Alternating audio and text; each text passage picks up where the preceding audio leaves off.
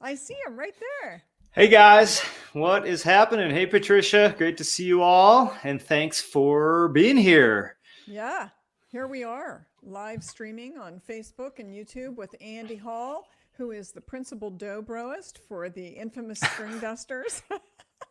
I'm first chair. You are first chair, yes, and I'm the CEO and co-founder of Artist Works, and we welcome everybody here. Thanks for joining us today. We're going to talk about music and bluegrass and dobro and lap steel and everything else. So don't hesitate to put your questions, whether you're on Facebook or YouTube, right there in the chat, and we'll make sure that we ask Andy your questions. So I get to ask the first question. How are you dealing? How are you coping with lockdown? Well, it's ups and downs, really. I mean, a lot of music, which is great. Of course, quite a few live streams. This is how we connect and share music now. But yeah, I'm doing well. I mean, there's a lot of difficulty out there, and there's financial concerns, and you can't be with your bandmates and be with your friends. But there are some silver linings. More time to practice, a lot of time to work on projects that have been on kind of the back burner for a long time that you don't have time for. But it's interesting. Yeah, just making your own day. I don't have a schedule usually. It's just motivate myself to get things done and to practice and to do all the things that I need to do. So it's adjustments. It's taking time to get used to this new paradigm. When I'm home off tour, it's actually kind of like this, but it's usually only in a period of maybe 10 days or 2 weeks, and I'm rushing to get everything done, but I'm home, and so the idea of being home and working from home is not totally foreign, but this is the longest one I've ever had. Yeah. Well, I wondered if your life has devolved to cleaning out closets and sock drawers yet. Oh, I wish. It's incredible how busy I've been. And in fact, the days seem like they're just shorter and shorter. It's like the day flies by. I do a few of the things that I planned on doing, and it's dinner time, and then maybe I do a little something else in bed. It's amazing. Yeah. I have been getting 9 hours of sleep a night, which is amazing. Really? Yeah. Well, that's different for you. I mean, how do you feel getting 9 hours of sleep? What's different in your life because of that? It's incredible. I mean, I got to say, I just, it does make the day a little shorter, but I think I may be making up for years of fewer hours of sleep with touring and interrupted sleep and stuff. So I think my body is relishing. That's one of the silver linings, is relishing just a consistent schedule. I just haven't had that. So there's, I think, some health benefits to that, but of course I'd rather be touring, but I'll take the extra sleep. But yeah, been very busy, working on a variety of projects. And I've beefed up my recording studio a little bit. Money's tight, but I did think it was important to invest in a little bit of gear Sure. because this is probably what I'm going to be doing for the near future. Hopefully not too long, but you never know. So yeah, those are the things. Kind of beefed up my studio, working from home. Yeah. So the sock drawer is still Sock unattended to. drawer is I have to say my suitcase. So we were cut short of our tour. We were in the middle of tour. We had 3 shows left, and it was before the governor of Colorado said you shouldn't tour, but things were being canceled, sporting events, all kinds of things, and we had a sold out show in Fort Collins. 900 people were going to be coming. It was sold out. And we had just been in Aspen where had been a hot spot.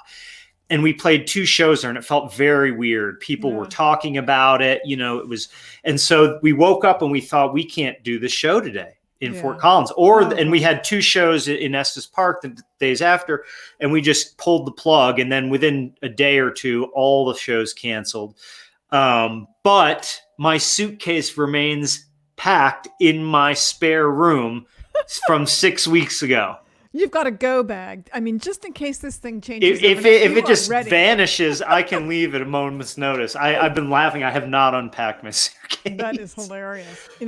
Here in California, you're supposed to have a go bag, for earthquakes and fires and all that stuff. And the plague and whatever. Jeez.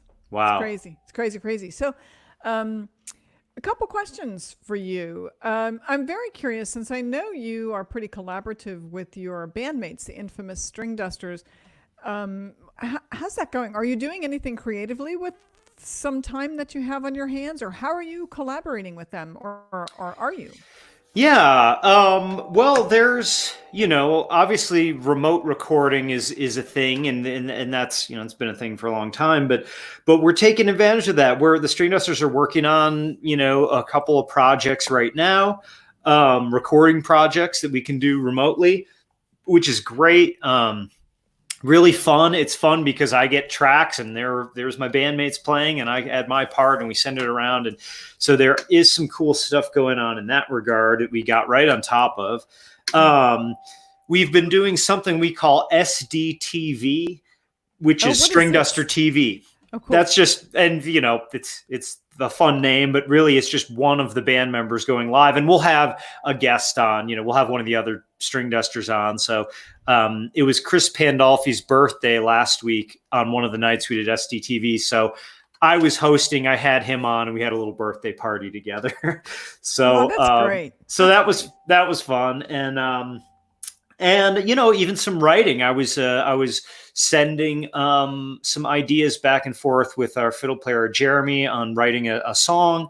So there are a variety of ways we can collaborate. My sense is that some really innovative techie people are going to start to invent some cool new ways that we can collaborate and create together. That that's always seems to be what happens with when there's disruption, or out of necessity, people create. And so I'm excited and interesting to see how this pans out with the technicals. With all these streams, we're all hustling to kind of catch up and learn the best way to do it. At least I know I am.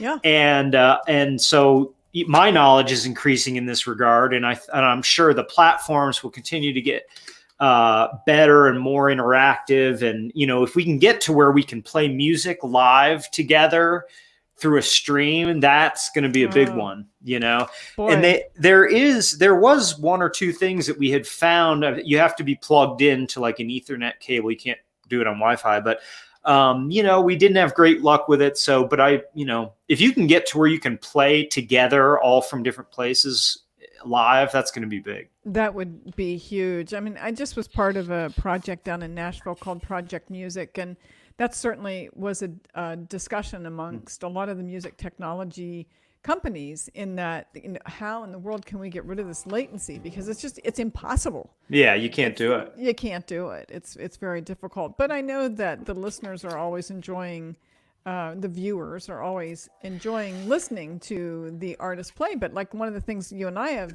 been going back and forth about is the audio issue. So many people are doing these live streams that everything's getting compressed and, Yeah. it's really getting throttled and all of that. But anyway, But I feel like it's gonna just improve quickly. It would be my guess. yeah, I think Um, so too. I did a fun SDTV that I hosted recently with Sierra Hull, the mandolinist, who I actually interviewed for Artist Right. Works a while back.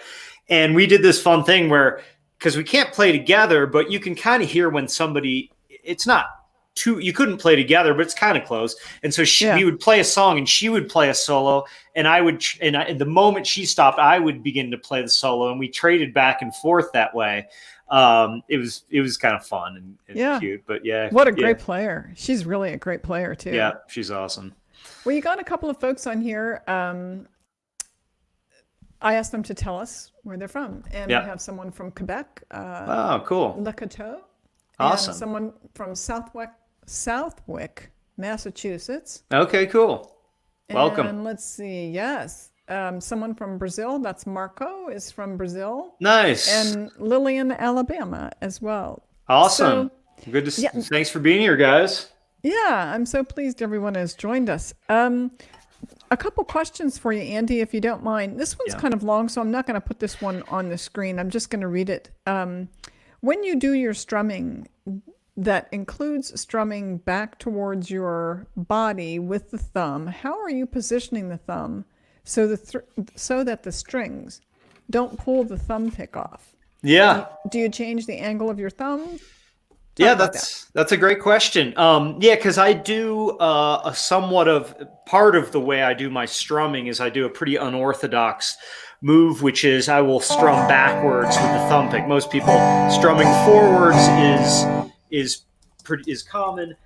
Strumming back with the thumb pick is not, and it's something that just sort of slowly developed over time. But in looking at it, yes, I changed the angle of my thumb pick. So if your thumb is just 90 degrees to the string, if your thumb pick is, it's going to catch on the strings quite a bit, if it's just, but so when I go forward, it's, I'm angling the thumb pick, maybe at 45 degrees, so it glides across the strings easier. Same thing for going back. So this is, an exaggerated movement, but going, I don't do it going forward, and I don't want to do it going back. So going forward, you angle the thumb forward a little bit so the pick glides across, and the same going back. So you can kind of try it like that, just slowly strum forward, and then I kind of do this, and the thumb pick angles back. So, and then as you develop it, you can strum either way with ease. So I go forward and back, and then I can do a strumming pattern. They would be very similar to strumming patterns you can do on the guitar, which is nice. It opens up a lot of rhythmic possibilities. But yeah, I don't need to hold it or anything. It's all about the angle.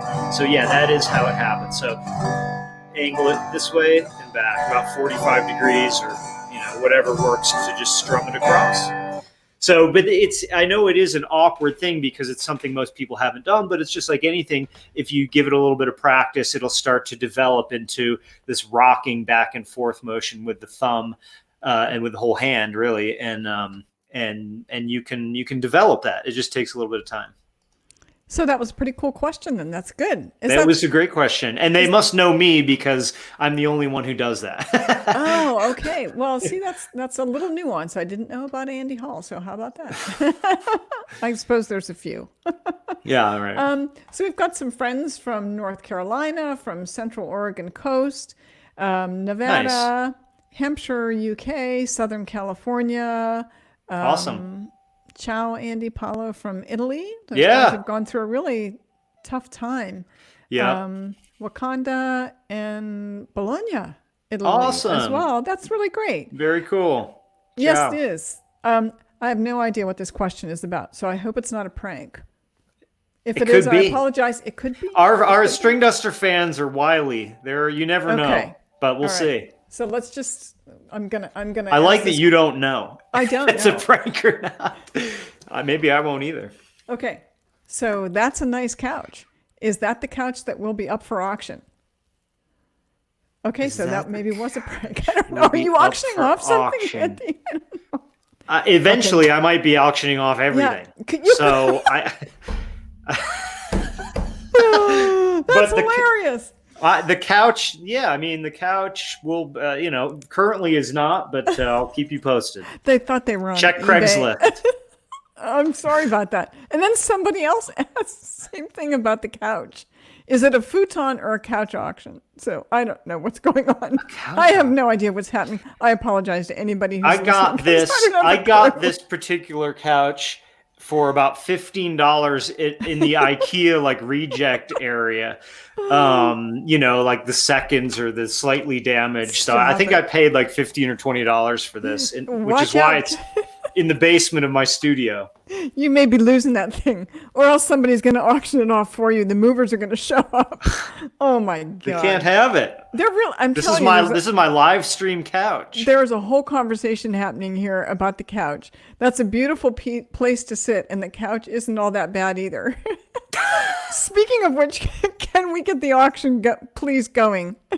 So I don't know what's going on. I have no idea. That's all right. I don't have a clue. Well, I that's don't all I'd right. probably like put us in somebody else's channel or something.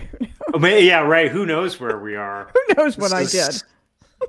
Oh my gosh, we're probably not even on Facebook. We're probably not. We probably screwed that up. Well, anyway, I'm going to try to figure out what's going on with the couch. Do you want to play? You want to play some music for us? I'll promise try. I will not auction off the couch while No, you're it's playing. great. You know, it's funny. I hadn't thought of What do you anything want to play? play. Tell us all about it. Well, the funny thing is, I don't get nervous about Uh-oh. these streams as far as like the playing or the conversation. It's the technicals. And so like leading up to it, I've got my mic and I've got a dumbbell on the mic stand that holds the mic and blah, blah, blah. And there's cables.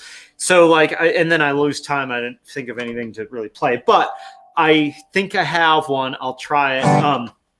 This is one, I think I did this once on the SDTV, but it's a good message. It's a fun message. And you'll know what it is when you hear it. So.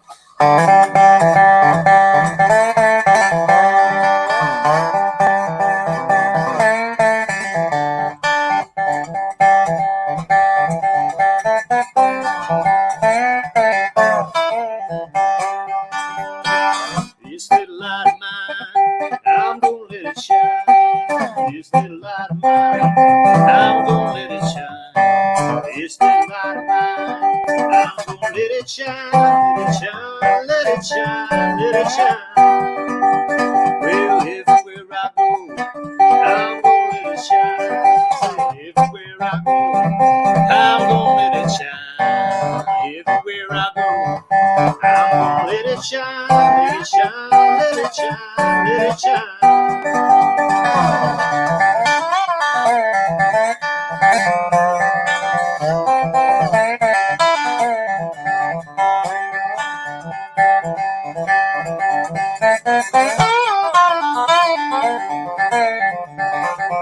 All in this house, I'm gonna let it shine. All in this house, I'm gonna let it shine. All in this house, I'm gonna let it shine, let it shine, let it shine, let it shine.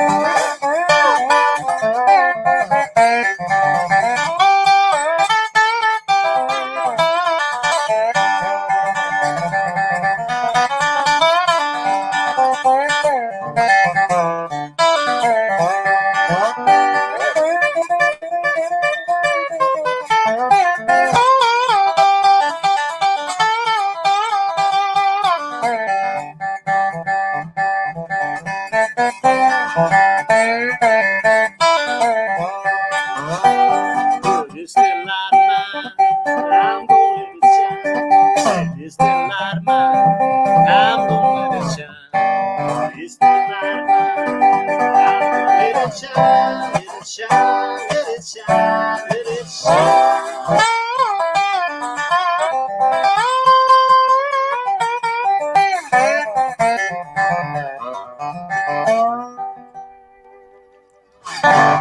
That was great. I loved it.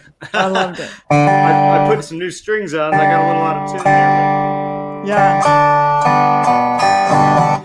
Yeah, this little light of mine. I've played that a number of times here recently, just because the positive, uplifting songs have been something that I've wanted to play. So Yeah. Well, somebody here said, "Is that this little couch of mine?"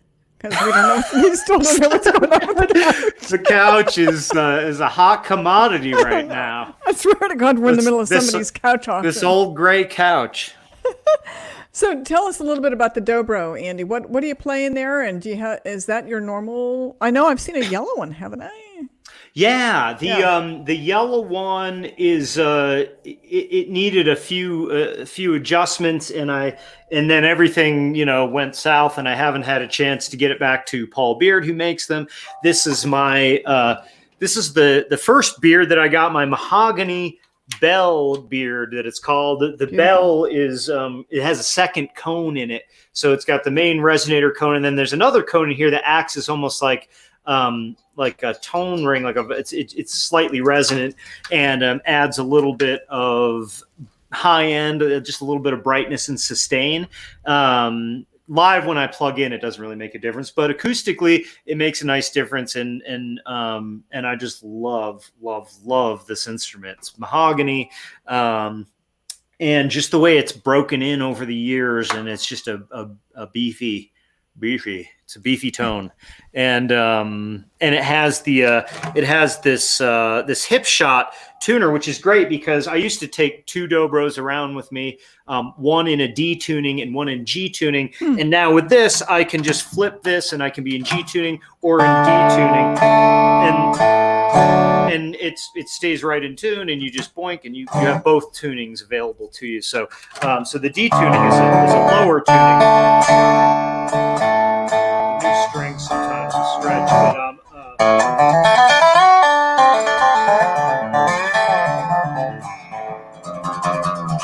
but it's a lower tuning. It's a full 2 octaves open. And it's lower as well, so it's kind of creates a big, rich tone. It's good for like blues,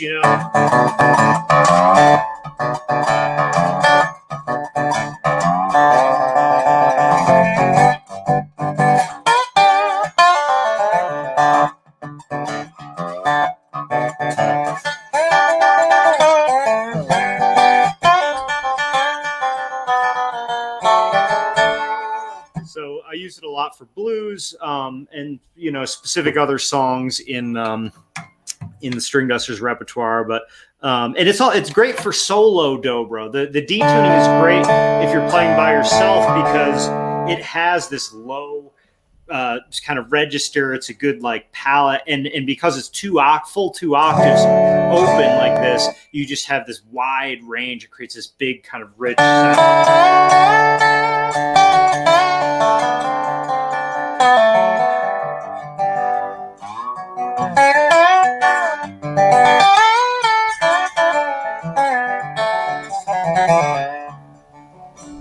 So it's a nice sound for that. That's very nice. I like that. Sounds good. We have some other questions here. Let me just. Great. Danny Emichuchi is going to be upset if I just don't ask this question. I've been neglectful. Here you go. Hi, Andy. Have you ever played for Mike before? Well, I don't think live.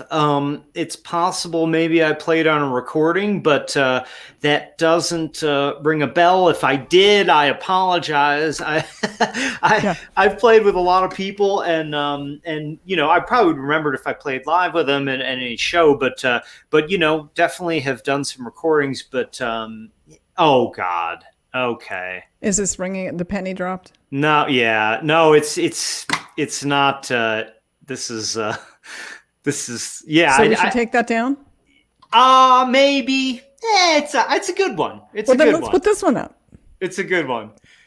You're late for the couch auction. God.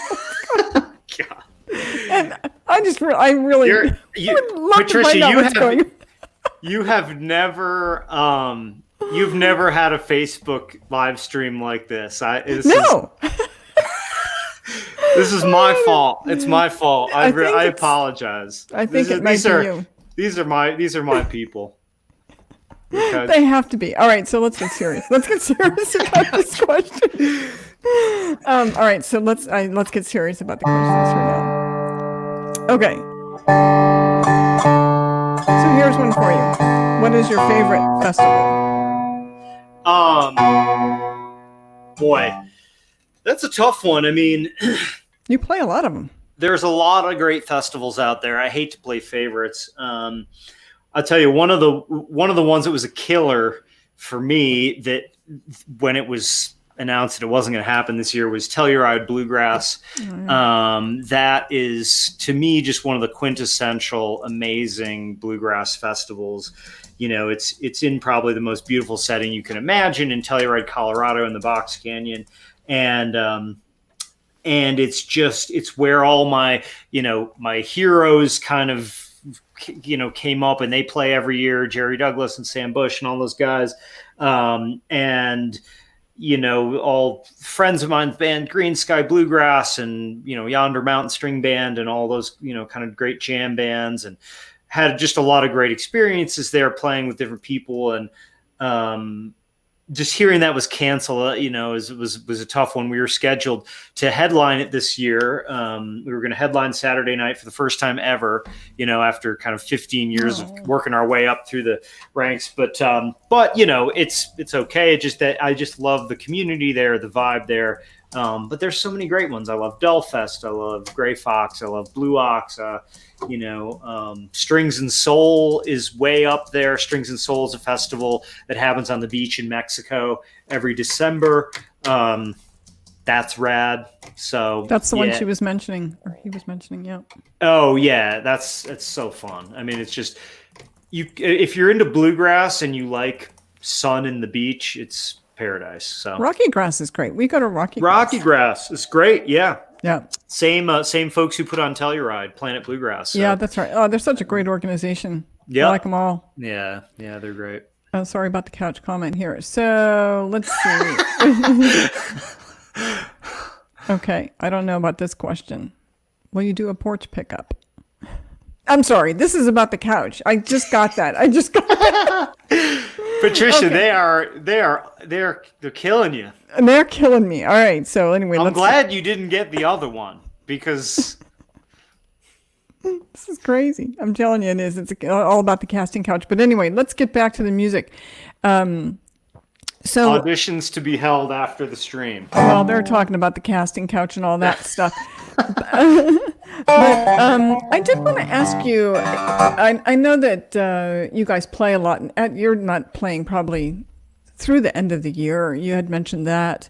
But what about like recording? Are you able to sort of send tracks back and forth to each other? Are you able to collaborate in any way through the digital world at large?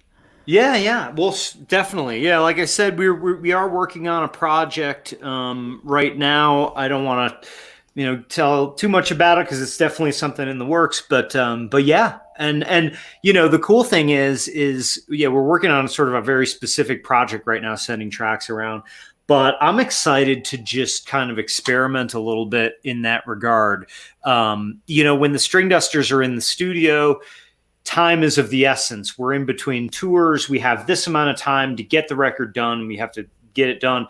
At this point, we can kind of experiment a little bit more. We can do things maybe that we wouldn't normally do, or didn't feel like we had time to do, whatever that is. I mean, I don't know what exactly that's going to entail, but I just know that there's not a lot of pressure right now to produce any particular recording project, which that is kind of one of the things that I like about. There's a silver lining to this whole situation, is that I feel like it lets artists in some ways get out of the hustle and the rat race of touring and be able to really create for music's sake and to get creative.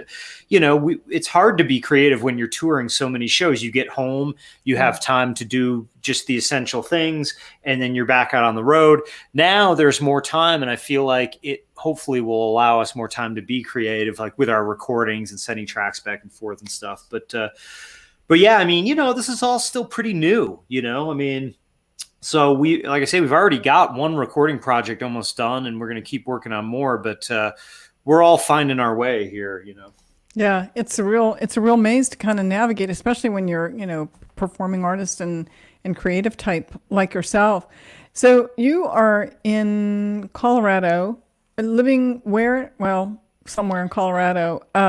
So you can't really even get together, even at a social distance, with local musicians. No, not currently. But that will happen soon, I think, to where Good. we can actually get together, and play, because there are a lot of great Colorado musicians. Um, yeah, there's so many good musicians here.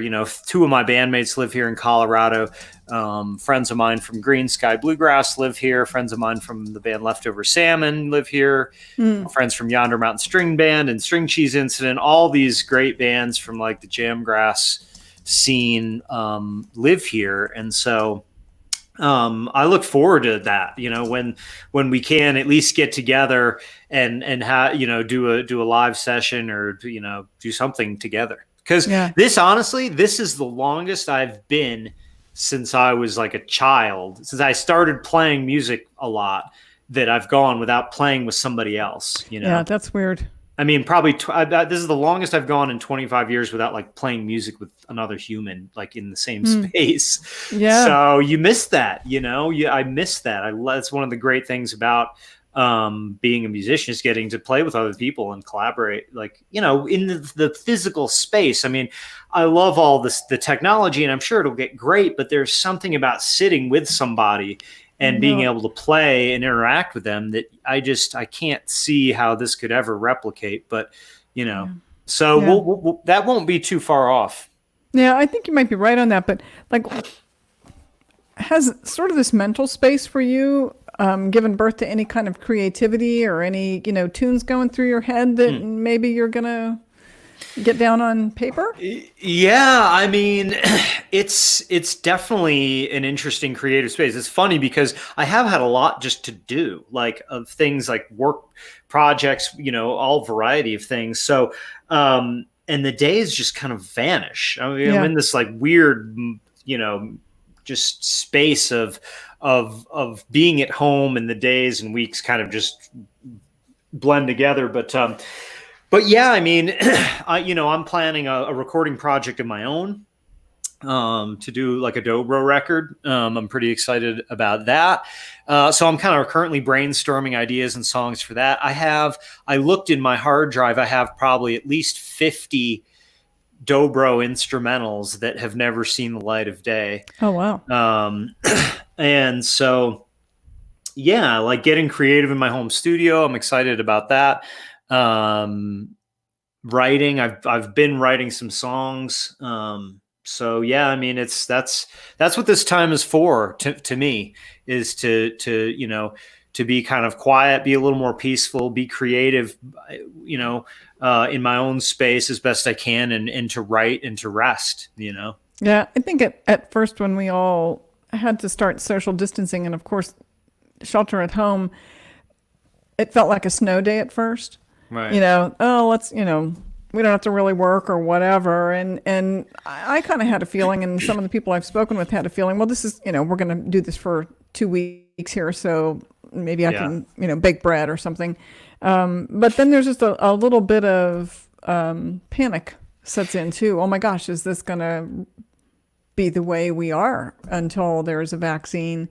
But we all have to accept this reality, and maybe it's an opportunity for us all to just sort of reassess things in life. But that includes music, and there's a lot of people out there that don't play an instrument. And you and I were talking before we went on the air. It's deeply therapeutic to play a musical instrument. I mean, listening to it is great. Listening to music is wonderful, but like David says, playing it is about 100 times better. Yeah. I'm Yeah, assuming for you sure. feel that way too. Oh yeah, I mean, this is for me, it's a life. It's always been that way. That's when I was 13 or 14 and found guitar originally, it was therapeutic to me then, and is all these years later. And I think it is for most people. Anyone who has like that inkling where they like music, they're music people. They like to listen to it. They like to be engaged with it. Whatever it is, you sing in the shower, whatever. or you just play with, a lot of people play with their family, or some people grew up singing in church, or there's all these ways people engage with music, but playing a little bit is really nice. And I see on my social media all people who I know they're not professional musicians. They're just friends of mine, and they've got their ukulele out that have been in the closet, or their guitar or whatever, and so, yeah, I mean, it's a really nice thing. I feel like playing music, the arts in general. I mean, I'm about to like get some paints and like do some painting. Are you really? Yeah, for sure. I've always wanted to, and so this is an opportunity for me to kind of do that. But I think for a lot of people, they've always wanted to play or have more time to play. And for people who are stuck at home, this is it's something that's like, yeah, like the arts, that therapeutic element to it. You may not think it's like productive, but it is. It's productive in your well-being, and in your expression. We all have to be able to express ourselves, and music is, one of the best ways to do it. I think it is. It is very helpful in, sort of getting out whatever the feeling is. Don't need to necessarily put words to it, but I do hope you start painting so that we can auction off the painting along with the couch.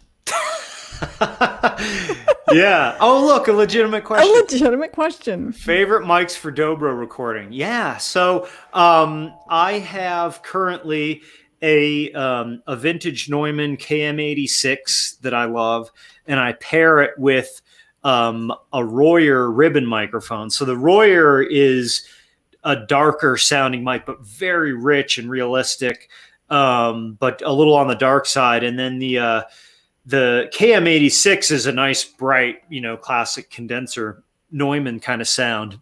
And the two of them together make an awesome Dobro combination. I guess it's the probably one of the best mics I've ever heard is like a U46, or the U46 is like the classic Neumann. I mean, they're huge, and it's like a $14,000 microphone. Wow. So most people don't have one of those, but these mics they're not, the ones that I use are not cheap, but they're not crazy, and they're available. You can find them. The Neumann is a vintage mic, so it's not made anymore, but you can find those, and the Royer is available. And that combination is killer. I use these True Systems preamps, and it's a great sound. I've been using that setup for quite a while. Are you familiar with Golden Age audio? I don't know. I've been researching a lot of stuff lately. I'm not totally sure if I've heard of that. You might want to take a look at it, because the person that owns it is a friend of ours, and what he did was take a look at the old vintage microphones, sort of took them apart, and figured out why they had that old vintage sound to them, and has replicated that in modern microphones. And cool. We have a couple of them now in the studio, and maybe John or Jordan know the name of them, but the name of the company is Golden Age, and the microphones are not only beautiful, but they have that nice warm vintage sound to them too. And they're very affordable when you consider how expensive the Neumanns are, and if you can get a hold of them. So I just thought I would put that out there. Yeah, that's awesome. Yeah, definitely. I will take a look at it. Yeah, it's there's a lot to learn right now, and a lot of great gear out there. Okay, Paolo, what's up, buddy? Yeah, he's asking a question. Really do hope you do another Dobro CD. And if you throw away another instrumental, let me know again. I don't know what that means either. I'm afraid it's involving a couch. No. He is a friend of mine, and from Italy, and I gave him a tune, one of my tunes. Like, he was looking for a song. He thought it'd be cool if on his record, I gave him one of my tunes to play, and he recorded it, and then I played on it. And so, okay. So yeah, it was just like, I found him a song that I didn't think I was going to use, but I liked, and let him record it. So, well, here's another interesting question from Marco. I don't know if you can read that or not. Yeah, I got it. Okay, I'm good. reading it. Yeah, that means you're young. We need somebody else to read that. I'd like to know if we'd write a version of one of the strings, it would be possible to launch it here. We're huge fans. Better That's talk to the cool. lawyer about that one, huh? I mean, you can do whatever you want as far as I'm concerned. I mean, if you use our song, give us credit. But Yep, there you go.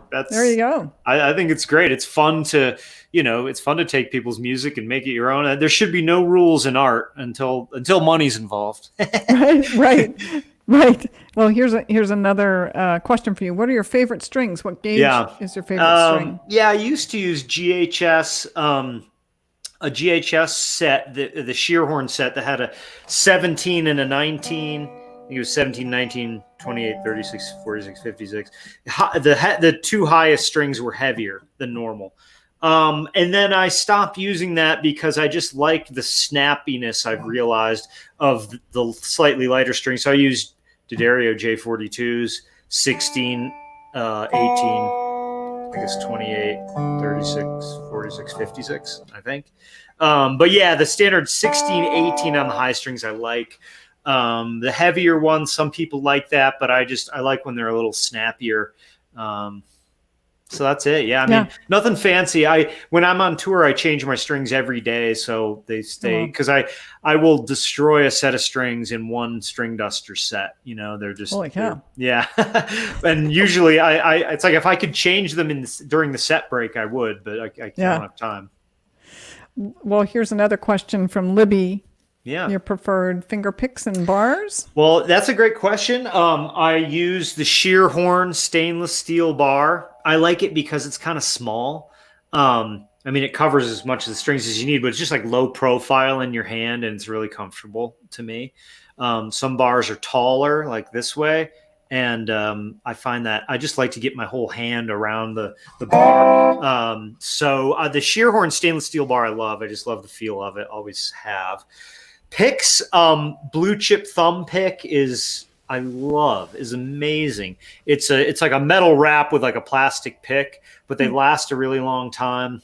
And the way that they're crafted, it kind of like angles. It's not like it just wraps around your finger. It wraps it like an angle. So when you press on the pick face, it actually tightens around your thumb. So because a lot of people have trouble with, like, they press on the thumb pick and it starts to spin. And with this one, it won't, because of that. So the blue chip is awesome. For finger picks, I use Pro Pick, and they've gone out of business. Oh no! So when I heard they were going out of business, I went online and went to every music store I could find and ordered as many as I could find. Oh my gosh! And I stocked up on like 30 sets or something. And are you going to auction them off? I may, yeah. I mean, see, but nobody cares probably about that as much as I do. I would be the one buying them at like a highly inflated price. But but I love the Pro Picks. They're gone. So I have probably a couple years supply, and now I have to probably start looking for others. Some people use National picks. Nationals are, I know, a good metal finger pick that people use, but I'm on the hunt. So if anyone has any good finger pick recommendations, I'm going to be needing to find something new, which is a bummer. All right. They're going to be reaching out to you, Andy. And here's another question for you, and then we'll have you play a little bit. Sure. Have you ever had an instrument that you had to part with but really wanted it back? Yeah. So, yeah, I had a pedal steel. I had a Showbud, beautiful cherry red pedal steel that was just awesome. And it was like sort of a beginner model, but it was a professional pedal steel, but it was like three pedals and 3 knee levers, which is pretty simple. That's sort of like a beginner, but it's a high quality instrument. It was beautiful. And I had that for like a year and a half in my early 20s. And played it for a while, and then I just wasn't playing it. A friend of mine offered me, like $600 for it, and I sold it to him. And now, of course, I would buy the same one for like $2,500. So that is the one that I miss the most, is my Showbud pedal steel. I think it was awesome. Oh, wow. Yeah, it's hard when you have to part with something like that. It's no fun. Well, when you're young, you don't even think, things come and go. No. And I've had a lot of cool instruments. Now I don't part with anything. I keep it all. Back in the day, when you're just, living on a shoestring budget, you buy something and then you can't pay rent, you sell it, and. Yeah, it That's how it happens. Oh was. God, I hope we don't get there. Me too. All right, so we're rounding the corner here of closing this out. Maybe you want to play something for us, and we'll see if we have any other non-auction questions. Sure. Okay, I'll leave it to you. Tell us what you're going to play. Sure. Well, I can't tell you the name of it because it doesn't have a name. I don't think I've ever played this for anybody. It's just a tune that I've been kind of working on and off for some time. But it's in the open D tuning, which I love. So I'll see. Like I said, I've never performed this, so I apologize if I mess it up. But that's what live music is all about.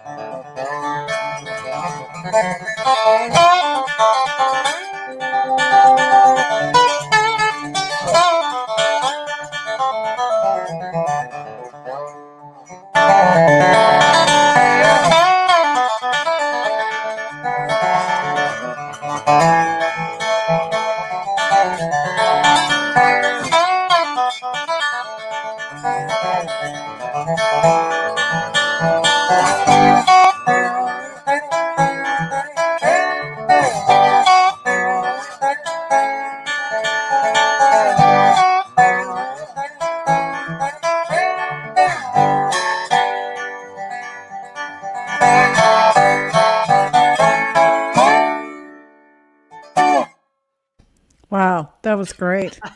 You know what makes somebody a professional musician? They're not afraid to totally screw up a song and play it out of tune in front of a crowd. That's great.